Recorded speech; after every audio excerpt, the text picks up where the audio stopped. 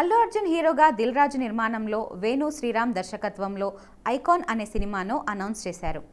అయితే ఆ తర్వాత అల్లు అర్జున్ ఇతర సినిమాల్లో బిజీగా అవ్వడంతో ఈ సినిమా ఆగిపోయిందని అందరూ అనుకున్నారు. అయితే సినిమా ఆగలేదని, తర్వాత తీస్తామని దిల్ రాజు పలు సందర్భాల్లో చెప్పుకొచ్చారు. అయితే ఆ సినిమా ఎప్పుడుంటుంది అనే విషయంపై దిల్ రాజు తాజాగా స్పందించారు. తమ్ముడు సినిమా ప్రమోషన్లో భాగంగా మీడియా ఇంటర్వ్యూలో ఇస్తున్న సందర్భంగా దిల్ రాజు ఇదే విషయం గురించి ప్రశ్నించారు.